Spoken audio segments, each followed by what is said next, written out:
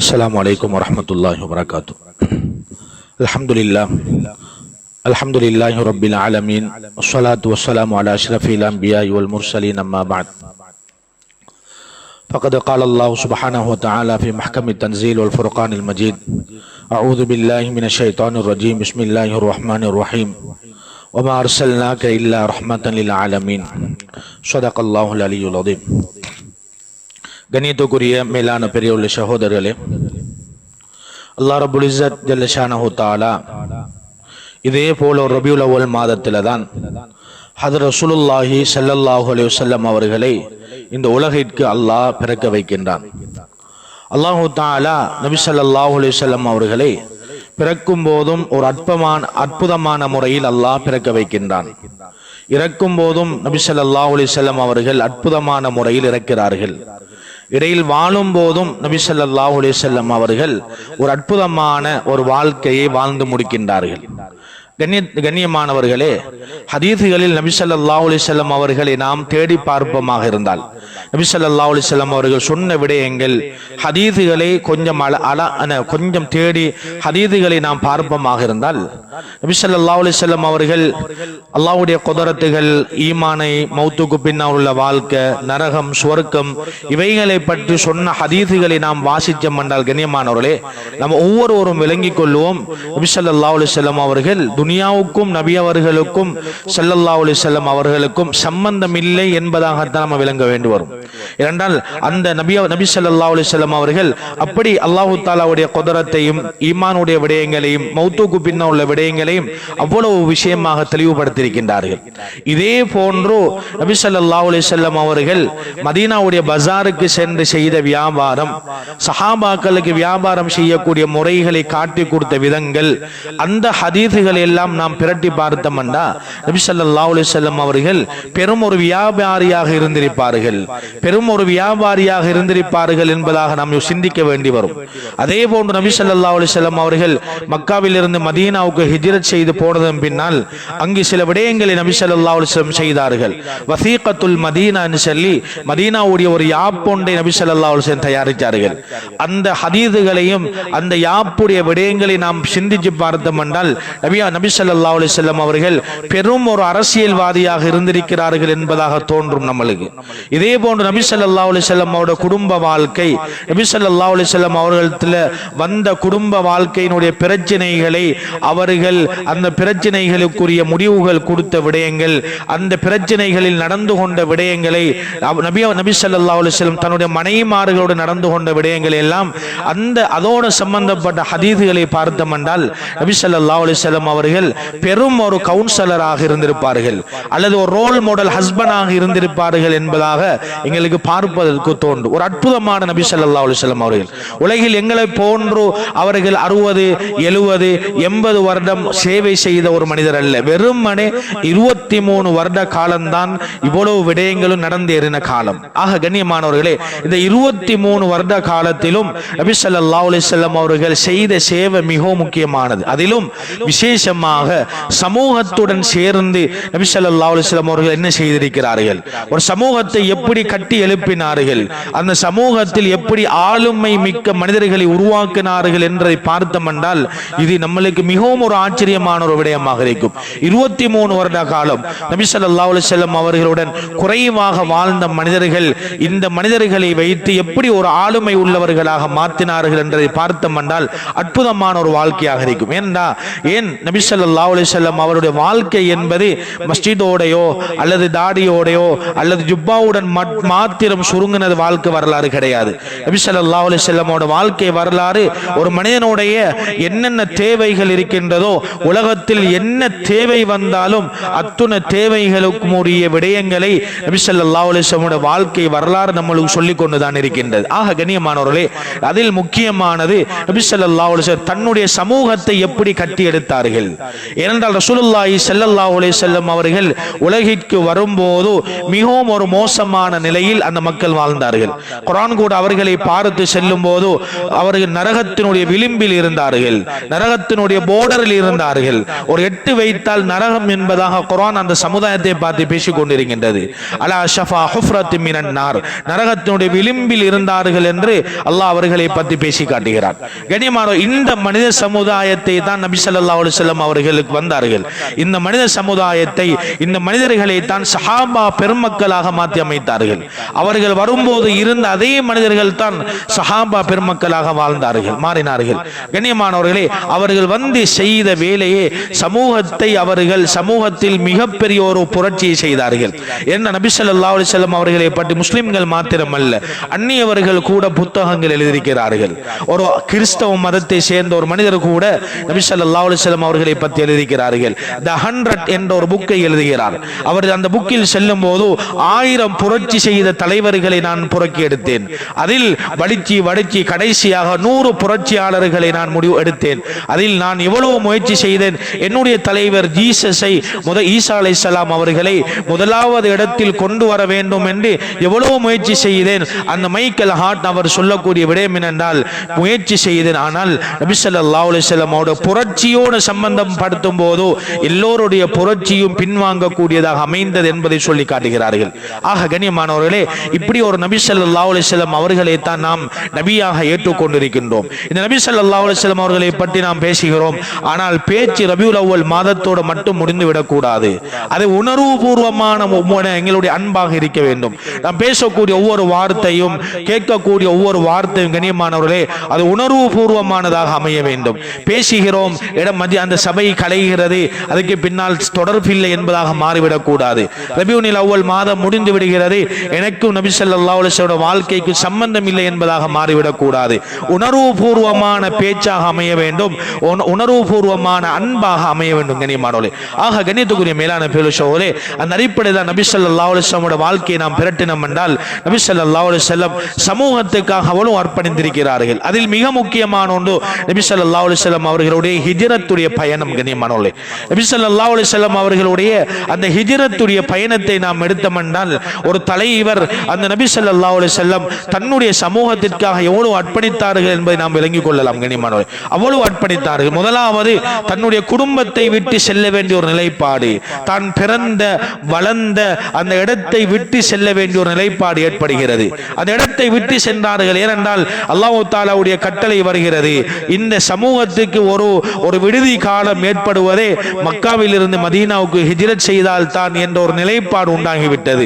இப்போது நபி ஸல்லல்லாஹு அலைஹி வஸல்லம் அவர்கள் மதீனாவுக்கு செல்கிறார்கள். மதீனாவுக்கு சென்றால் கண்ணியமானவர்களே, இந்த இடத்தில் நாம் சிந்தித்தோம் என்றால், மக்காவில் இருந்து மதீனாவுக்கு வருகிறார்கள்.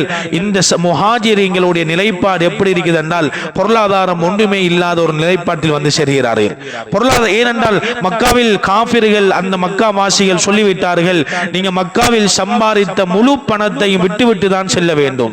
ஒரு பணத்தை கூட, ஒரு ரூபாய் கூட எடுத்து செல்ல முடியாது என்று மக்காவுடைய தலைவர்களால் நிபந்தனையிடப்படுகிறது.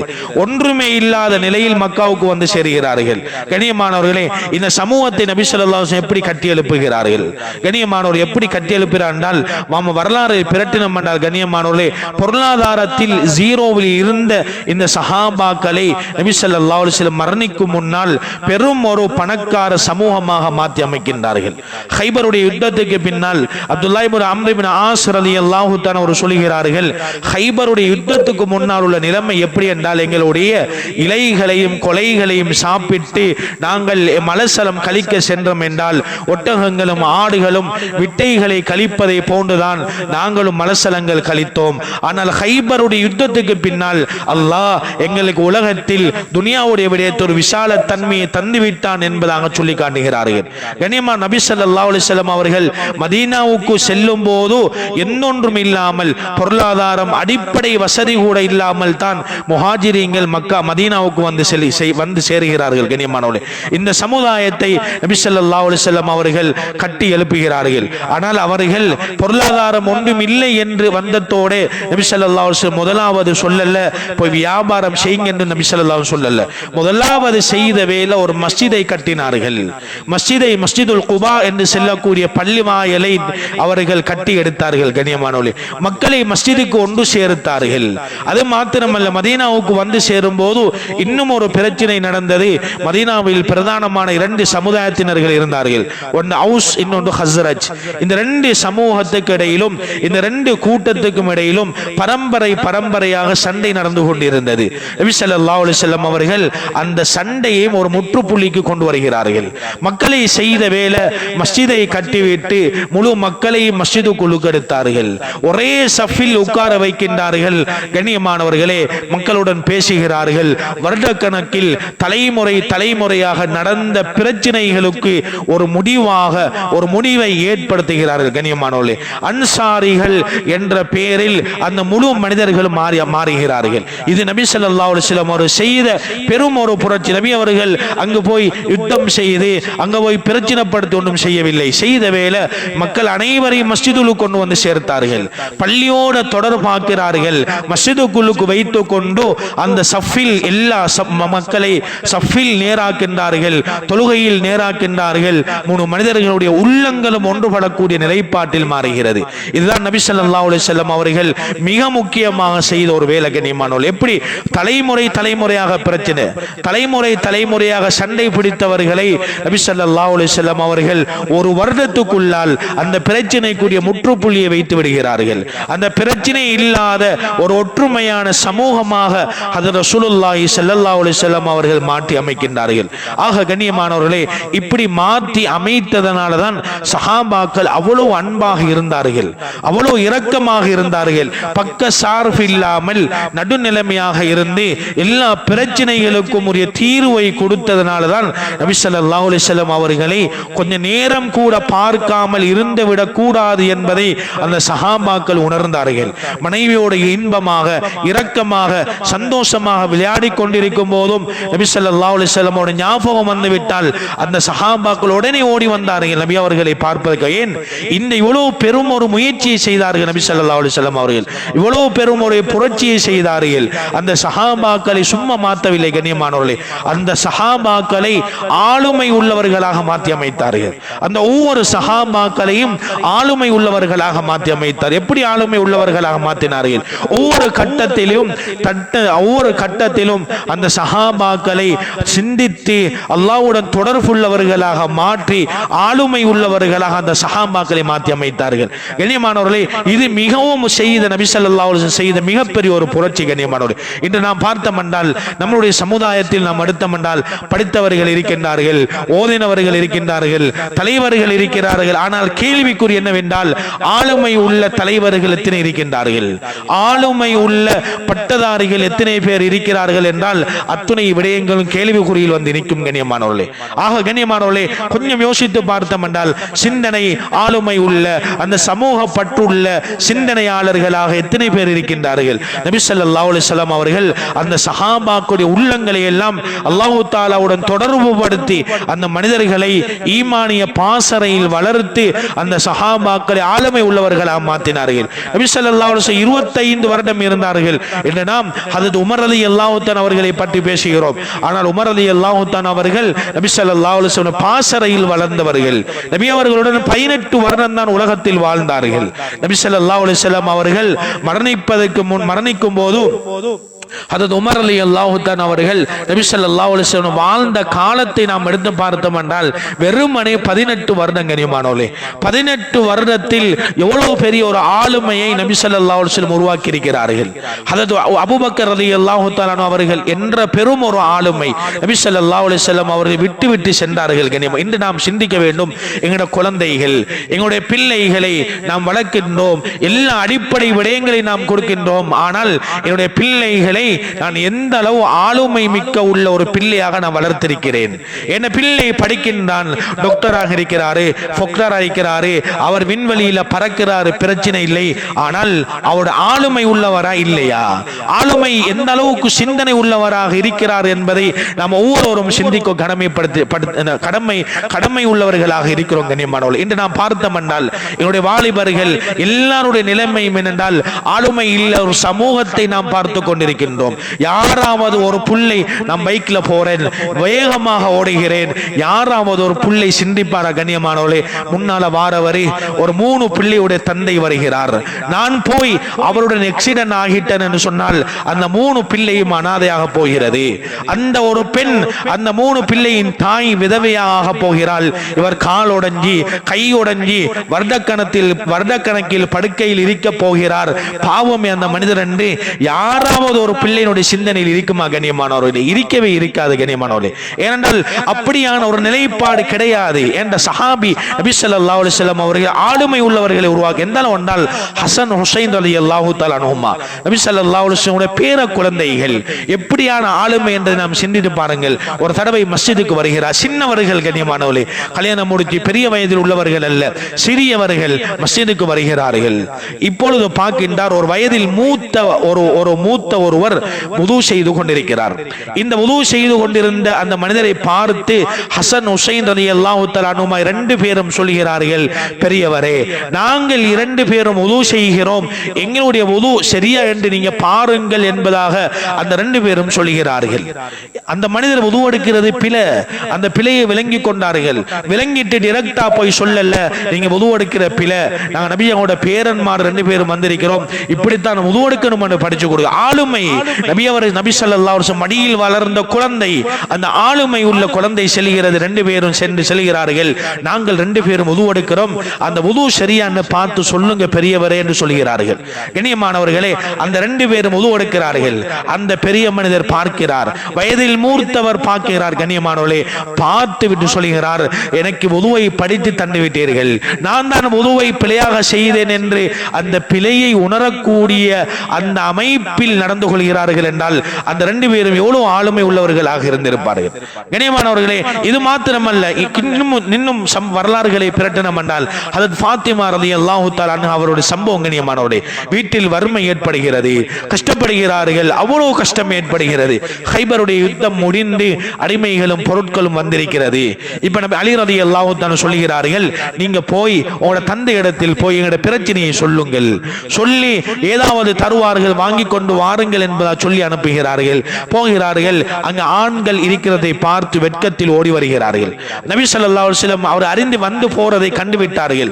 பிறகு நபி ஸல்லல்லாஹு அலைஹி வஸல்லம் வீட்டுக்கு வந்து ஏன் வந்தீர்கள் என்று விசாரிக்கும் போது சொல்கிறார்கள், இப்படித்தான் யா ரசூலல்லாஹ், என்னோட வீட்டில் பிரச்சனை, ஒரு வேலைக்கு யாராவது 2 அடிமையை தந்தீங்க என்றால் ஒரு உதவியாக இருக்கும் என்பதாக சொல்கிறார்கள். கண்ணியமானவர்களே, இந்த இடத்தில் யோசித்து பாருங்கள். கண்ணியமானவர்களே, ஒரு மகள் ஒரு தந்தையிடம் பேசுகிறாள், வீட்டில் வறுமையாக இருக்கிறது, வீட்டில் கஷ்டமாக இருக்கிறது என்று சொல்லும் போது அங்கு பொருளாதாரம் இருக்கிறது, ஹைபருடைய வெற்றி பெற்ற கனிமத் பொருட்கள் இருக்கிறது, அடிமைகள் இருக்கிறார்கள். நபி ஸல்லல்லாஹு அலைஹி வஸல்லம் அடிமையை கொடுத்திருக்கலாம், கொடுக்கவில்லை என்றால் அந்த குழந்தை ஃபாத்திமா ரலியல்லாஹு தஆலா வளர்ந்த பாசறையில் ஆளுமை உள்ளவர்களாக வளர்க்கப்பட்டிருக்கிறார்கள். சொல்லிக் கொடுத்த விஷயம் என்னென்றால் கண்ணியமானவர்களே, அவர்கள் சொல்லிக் கொடுத்தது, நீங்கள் தூங்கும் போது படுக்கைக்கு வந்தீர்கள் என்றால் சுப்ஹானல்லாஹ் 33 ஓதுங்கள், அல்ஹம்துலில்லாஹ் 33 தடவை ஓதுங்கள், அல்லாஹு அக்பர் 34 தடவை ஓதுங்கள் என்ற இந்த திக்ரை சொல்லிக் கொடுக்கின்றார்கள். கொஞ்சம் யோசிங்கள் கண்ணியமானவர்களே, அந்த குழந்தை எப்படி நபி ஸல்லல்லாஹு அலைஹி வஸல்லம் வளர்த்திருப்பார்கள்.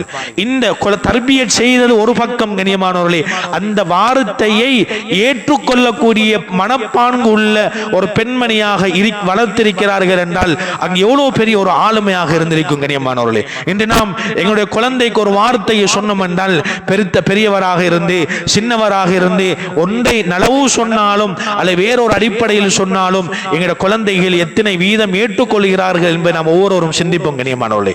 ஆனால் சொன்ன விடயம் அங்கு பொருளாதாரம் இருக்கிறது, முழு மக்களுக்கும் பங்கு வைக்கிறார்கள். ரசூலுல்லாஹி ஸல்லல்லாஹு அலைஹி வஸல்லம் அடிமைகளையும் பங்கு வைக்கிறார்கள், கனிமத் பொருட்களையும் பங்கு வைக்கிறார்கள். ஆனால் மகள் கேட்ட நேரம் இந்த திக்ரை மட்டும் படித்து கொடுத்து அனுப்புகிறார்கள் என்றால் அந்த குழந்தை எப்படியான ஒரு ஆளுமையான குழந்தையாக வளர்க்கப்பட்டிருக்கும், சிந்தனை உள்ள ஒரு குழந்தை, இதில் நலவு என்ற சிந்திக்கக்கூடிய குழந்தையாக இருக்கும் கண்ணியமானவர்களே. இன்று நாம் பார்த்தோம் என்றால் சில வீடுகளில் தந்தைமார்கள் கூட கண்ணியப்படுத்தப்படுவது கிடையாது. ஏன்? பொருளாதாரம் கொஞ்சம் குறைந்து விட்டது என்றால் உம்மாவும் பிள்ளைகளும் சேர்ந்து பாப்பாவை 2வது இடமாகத்தான் பார்ப்பது உண்டு.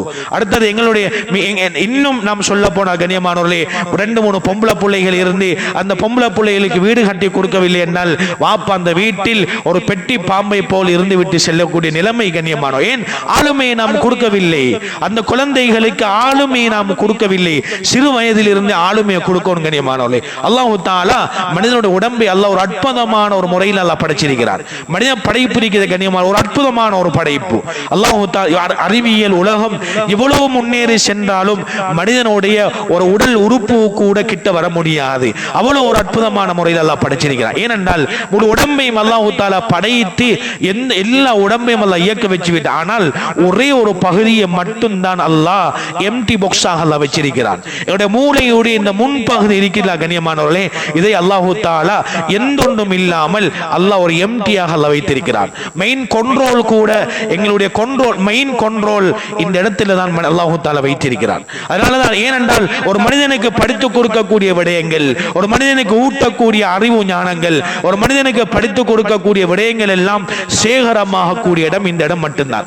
ஒரு மனிதர் ஒரு குழந்தை பிறக்குதென்றால் ஹார்ட் வேலை செய்யணும் என்றால் அங்க ரத்தம் ஃபங்க்ஷன் ஆகணும் என்றது தேவை கிடையாது.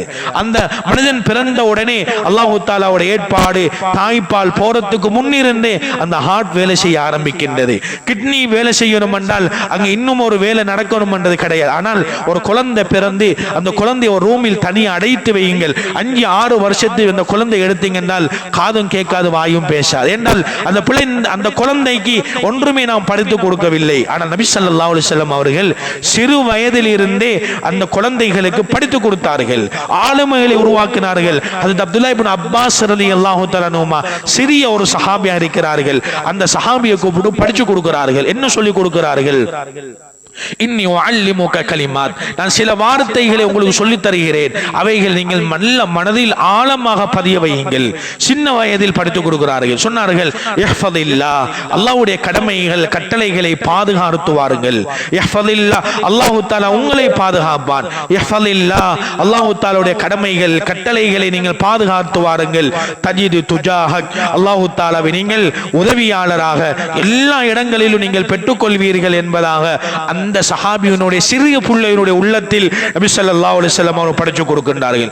முழு உலகமும் உங்களுக்கு ஒரு நலவை செய்வதற்கு ஒன்று சேர்ந்தாலும் அல்லாஹ் தஆலா நாடியதை தவிர வேறு எதுவும் செய்ய முடியாது என்ற ஒரு அடிப்படையை அந்த பிள்ளைக்கு படித்து கொடுக்கின்றார்கள். முழு உலகமும் சேர்ந்து உங்களுக்கு ஒரு கெடுதியை உண்டாக்க வேண்டும் என்று நாடினாலும் அல்லாஹ் தஆலா நாடிய அளவை தவிர வேறு யாராலும் எதுவும் செய்ய முடியாது என்ற அடிப்படையான ஈமானை அந்த ஆளுமையை படித்து கொடுக்கின்றார்கள். கண்ணியமானவர்களே, சிறு வயதில் இருந்தே அந்த சஹாபாக்களுக்கும் சிறு பிள்ளைகளுக்கும் நபி ஸல்லல்லாஹு அலைஹி வஸல்லம் அவர்கள் இந்த விடயங்களை ஊட்டி ஊட்டி வளர்க்கின்றார்கள். கண்ணியமானவர்களே, இதான் நபி ஸல்லல்லாஹு அலைஹி வஸல்லம் செய்த மிக முக்கியமான ஒரு விஷயம். இன்று நாம் கண்ணியமா யோசிக்கணும், சிந்திக்கணும். கண்ணியமானவர்களே, நான் ஒரு குழந்தை ஒரு 8-9 வயதுள்ள ஒரு சிறுவனை நான் கண்டேன். கண்ணியமானவர் சந்தித்து பேசினேன். கண்ணியமானவர் பள்ளிக்கு வந்து தொழுவிட்டு போகக்கூடிய ஒரு குழந்தை, அந்த குழந்தை மிச்ச நேரம் துஆ செய்து கொண்டிருக்கின்றார். வாப்பா முன்னுக்கு தொழுகிறார், பின்னால் பிள்ளை தொழுது முடிச்சு துஆ செய்து கொண்டிருக்கின்றார்.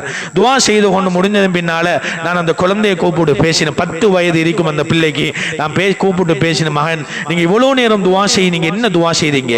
அந்த பிள்ளை சொன்ன வார்த்தை கண்ணியமானவர்களே, அந்த வாப்பா அந்த குழந்தை எப்படி வளர்த்திருக்கிறார் என்பதை நாம் சிந்தித்து பாருங்கள். அந்த வாப்பா சொல்லி கொடுத்திருக்கிறார், மகன் நீங்க தொழுது முடிந்ததன் பின்னால் நீங்க துஆ செய்யணும். எப்படி துஆ செய்யணும்டா, முதல்ல உங்களுக்கு துஆ செய்யுங்க, 2 உம்மா வாப்பாக்கு துஆ செய்து போட்டு நீங்க கேட்கணும், யா அல்லாஹ் இந்த உலகத்தில் யாரெல்லாம் நோயாளியா இருக்கிறார்களோ அவர்களுடைய நோயெல்லாம் நீ சுகப்படுத்தியா அல்லாஹ். யாரெல்லாம் கடனாளியாக இருக்கிறார்களோ அந்த கடனை எல்லாம் நீ நிவர்த்தி செய்து கொடுத்தியா அல்லாஹ். யாரெல்லாம் என்னென்ன தேவைகள் இருக்கிறார்களோ அத்துணை தேவைகளையும் அவருக்கு இலகுபடுத்தி கொடுத்தியா அல்லாஹ் என்று எனக்கு வாப்பா துஆ செய்ய சொல்லி இருக்கிறாரு என்று அந்த குழந்தை சொன்னார். கண்ணியமானவர்களே, அப்படி என்றால் அந்த தந்தை அந்த குழந்தையை எப்படியான ஒரு ஆளுமை உள்ள அந்த பொறுப்புணர்ச்சி உள்ள ஒரு குழந்தையாக அந்த குழந்தை வளர்க்கப்பட்டிருக்கின்ற நம்ம ஒவ்வொருவரும் சிந்திக்கணும். கண்ணியமானவர்களே, ஆக கண்ணியமானவர்களே, இப்படி நபி ஸல்லல்லாஹு அலைஹி வஸல்லம் அவர்களுடைய வாழ்க்கையில் மஸ்ஜிதோட மட்டும் சுருங்கின வாழ்க்கை கிடையாது. எங்களுக்கு முழு வாழ்க்கையினுடைய பாடத்தை நம்மளுக்கு படைத்து தருகிறது. கண்ணியமானவர்களே, ஆக கண்ணியத்துக்குரிய மேலான பெரியோர்களே, சகோதரர்களே, அதே போன்றுதான் நபி ஸல்லல்லாஹு அலைஹி வஸல்லம் அவர்கள் இந்த உலகத்தில் சமூகத்தோடு சேர்ந்து வாழ்ந்து விட்டு அவர்கள் செய்த மிக முக்கியமான முக்கியமான இன்னும் ஒரு வேலை, மரணிக்கும் போது எப்படி மரணித்தார்கள் என்றால் சமூகத்தோடு சேர்ந்து வாழ்ந்தார்கள், சமூகத்தோடு ஒட்டி இருந்தார்கள். ஆனால் மரணிக்கும் போது அவர்கள் சொன்ன ஒரு வார்த்தை என்னென்றால், நோயாக ஆகிவிட்டார்கள். எல்லா மக்களையும் ஒன்று சேர்த்தார்கள். சேர்த்து அவர்கள் சொன்னார்கள் என்னென்றால், கண்ணியமானவர்களே, நானும் நீங்களும் இதை ஒவ்வொருவரும் செய்ய வேண்டிய ஒரு வேலை. கண்ணியமானவர்களே, அந்த இடத்தில் அவர்கள் நபி ஸல்லல்லாஹு அலைஹி வஸல்லம் ஒன்று சேர்த்து விட்டு சொன்னார்கள், நான் யாருக்காவது அநியாயம் செய்திருந்தா இதோ நான் நிற்கின்றேன், நீங்கள் அநியாயம் செய்து கொள்ளுங்கள், அதுக்கு அநியாயத்தை நீங்கள் தீர்த்து கொள்ளுங்கள் என்று சொன்னார்கள். யாருமே எழும்பவில்லை. இரண்டாவது தடவை சொன்னார்கள், நான் யாருக்காவது கடன் தர வேண்டியிருந்தால் நீங்கள் எழும்பி அந்த கடனை எடுத்துக் கொள்ளுங்கள் என்பதாக சொன்னார்கள். 2-3 தடவைகளில் சொல்லும் போது ஒரு மனிதர் எழும்பி, யா ரசூலல்லாஹ், எனக்கு தர வேண்டும் என்று சொல்ல நபி ஸல்லல்லாஹு அலைஹி வஸல்லம் அவர்கள் ஃபத்ல் இப்னு அப்பாஸ் ரலியல்லாஹு தஆலா அவர்கள் சொல்கிறார்கள், இவரோட கடனை கொடுங்கள் என்று சொல்கிறார்கள். சொல்லிவிட்டு அவர்கள் கடைசியாக சொன்ன வார்த்தை, கண்ணியமானவர்களே, சொன்னார்கள் என்றால், எனக்கு உலகில் வாழும் போது நீங்கள் எவ்வளவு பேரும் எனக்கு உபகாரம் செய்திருக்கிறீர்கள், ஆனால் நீங்கள் செய்த உபகாரங்களுக்கெல்லாம் நான் பிரதி உபகாரம் செய்து விட்டேன் என்பதாக சொன்னார்கள். கண்ணியமானவர்களே, இதுதான் மிக முக்கியமான ஒரு விடயம். நாம் மரணிக்கும் போது நமக்கு செய்த உபகாரிகள் அனைவருக்கும் பிரதி உபகாரம் செய்யாமல் நாம் யாரும் மரணித்து விடக்கூடாது என்ற ஒரு உறுதி எங்களுடைய உள்ளங்களில் இருக்கணும். கண்ணியமானவர்களே, நபி ஸல்லல்லாஹு அலைஹி வஸல்லம் மரணிக்கும் போது எல்லோருக்கும் பிரதி உபகாரம் செய்தார்கள். ஆனால் அபூபக்கர் ரலியல்லாஹு தஆலா அவர்களை தவிர சொன்னார்கள், அபூபக்கர் அவர்களை பார்த்து, நீங்கள் செய்த உபகாரம் பெரிசி, அதை என்னால் செய்து முடிக்க முடியாது, அல்லாஹு தஆலா நாளை மறுமையில் அந்த உபகாரத்துக்கு பிரதி உபகாரம் செய்வான் என்பதை சொல்லிவிட்டு மரணித்தார்கள். கண்ணியமான 2 விடயம். ஒன்று, மன்னிப்பு கேட்பதற்கு எதுவுமே கிடையாது.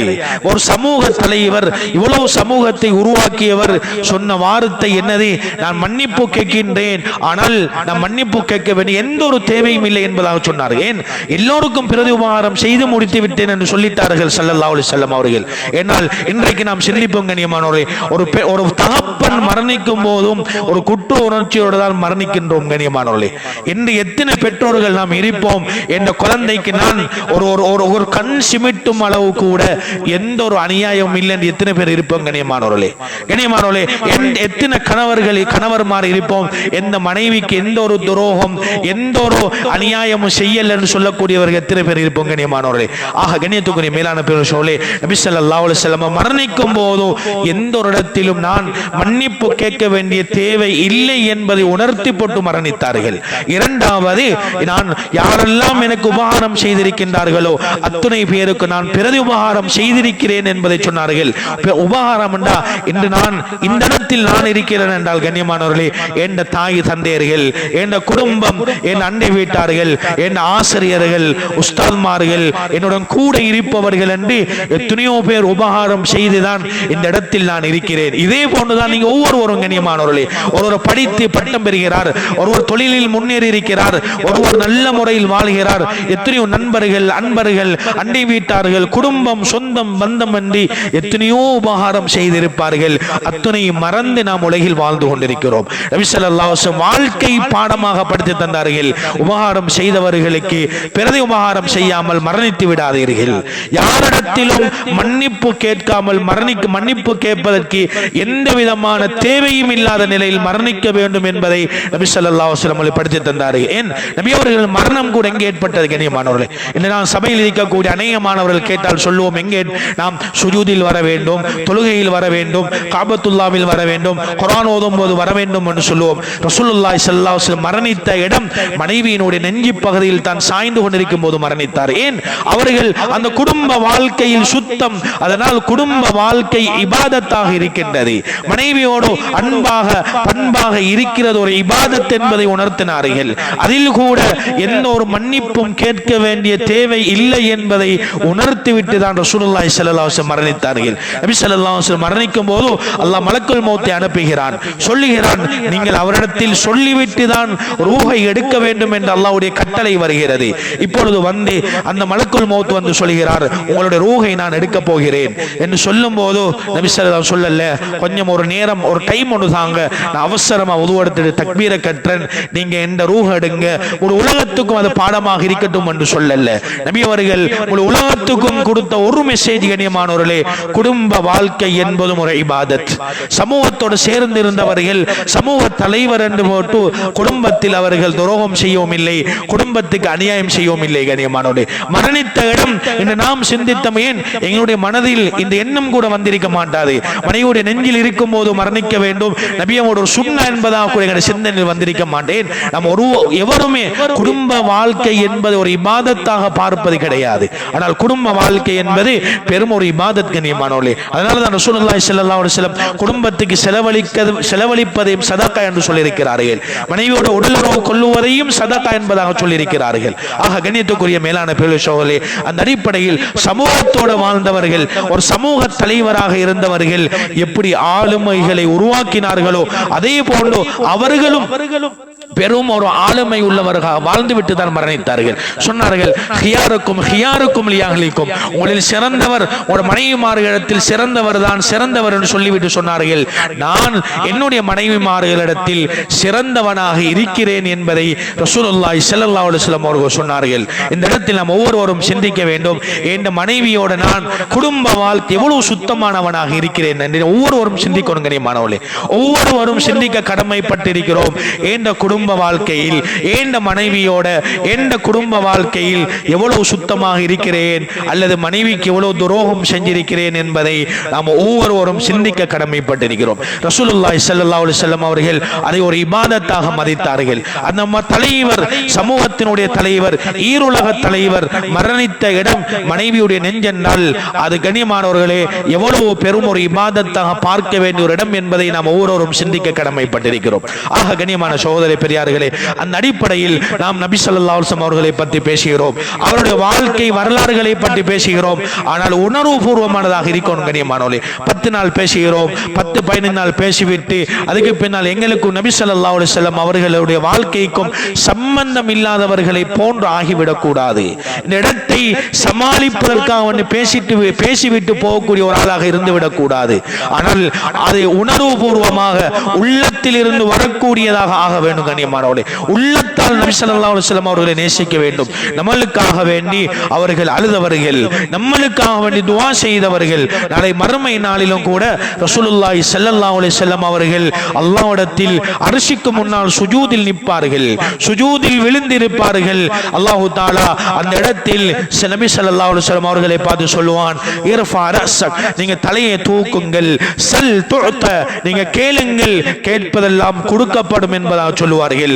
அப்பொழுது ரசூலுல்லாஹி ஸல்லல்லாஹு அலைஹி வஸல்லம் அவர்கள் யாருடைய உள்ளத்தில் ஈமானில் கடைசி அணுவளவு ஈமான் இருக்குமோ யா அல்லாஹ் அவரையும் சுவர்க்கம் அனுப்பிவிடு என்று சொல்லி அந்த இடத்தில் மண்டியிட்டு பிரார்த்தனை செய்வார்கள் என்றால் அந்த தலைவர் நம்மளுக்காக எவ்வளவு பிரார்த்தித்து இருப்பார்கள். கண்ணியமானவர்களே, ரசூலுல்லாஹி ஸல்லல்லாஹு அலைஹி வஸல்லம் வாழ்க்கை வரலாறு ஆரம்பத்தில் ஞாபகப்படுத்தினதை போன்று அது ஆத்மீகத்தோடு மட்டும் சம்பந்தப்பட்டது கிடையாது, மஸ்ஜிதோடு மட்டும் சம்பந்தப்பட்டது கிடையாது.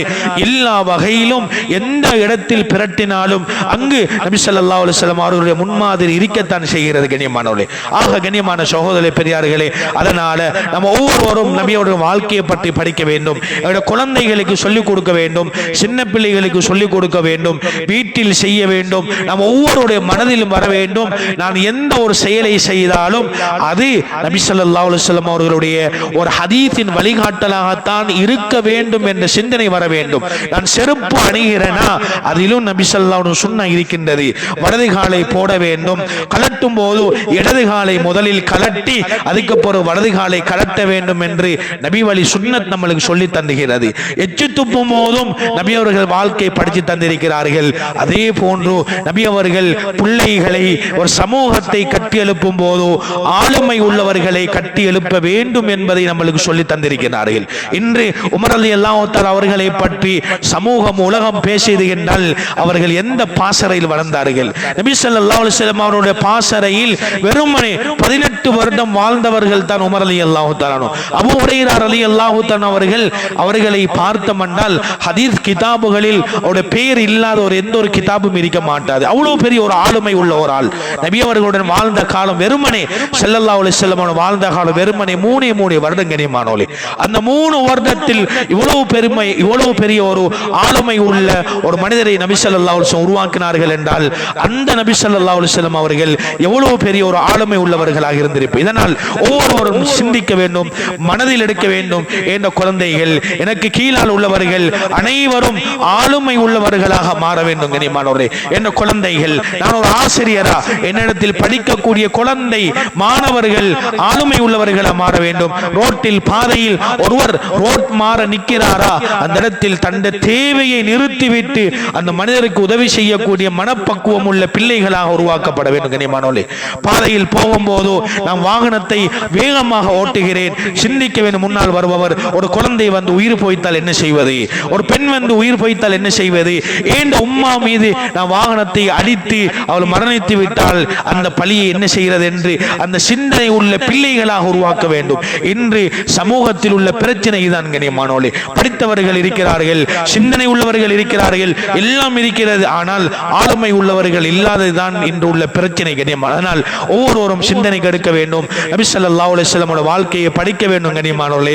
படித்து அந்த வாழ்க்கையில் இருந்து உண்மையான பிரயோசனத்தை அடைந்து இம்மைக்கும் மறுமைக்கும் பிரயோசனம் உள்ளவர்களாக மாற வேண்டும் கனியமானோலே. அந்த அடிப்படையில் அல்லாஹு தஆலா நம் அனைவரையும் கபூல் செய்து, எந்த நோக்கத்துக்காக உட்கார்ந்து என்னென்ன விடயங்களை நாம் பேசினோமோ கனியமானோலே, அந்த விடயங்களை எல்லாம் எடுத்து மனப்பூர்வமாக, உளப்பூர்வமாக, உணர்வுபூர்வமாக நபி ஸல்லல்லாஹு அலைஹி வஸல்லம் நேசித்து வாழ்க்கையை பின்பற்றக்கூடியவர்களாக, ஒவ்வொரு நொடியும் நபி ஸல்லல்லாஹு அலைஹி வஸல்லம் அவருடைய நேசத்துடன் உணர்வுபூர்வமாக வாழக்கூடியவர்களாக அல்லாஹ் தஆலா நம் அனைவரையும் ஆக்கி அருள் புரிவானாக. யா அல்லாஹ், எங்கள் அனைவரையும் கபூல் செய்தீர். யா அல்லாஹ், இவருடைய அனைவருடைய உள்ளங்களிலும் நபி ஸல்லல்லாஹு அலைஹி வஸல்லம் அவருடைய அன்பையும் பாசத்தையும் உணர்வுபூர்வமாக ஆக்கி தந்தீர். யா அல்லாஹ், எல்லா நேரங்களிலும், எல்லா இடங்களிலும், தனிமையிலும், இருட்டிலும் நபி ஸல்லல்லாஹு அலைஹி வஸல்லம் அன்புடனும் நேசத்துடன் வாழக்கூடியவர்களாக எங்கள் அனைவரையும் ஆக்கி அருள் புரிவாயாக. எங்கள் ஒவ்வொருவரையும் ஆளுமை உள்ளவர்களாகவும், எங்களுக்கு கீழ் உள்ளவர்களையும் ஆளுமை மிக்க உள்ள குழந்தைகளாகவும் ஆக்குவதற்கு தௌஃபீக் செய்து அருள் புரிவாயாக. வாஹிரு தஅவானா அனில் ஹம்துலில்லாஹி ரப்பில் ஆலமீன்.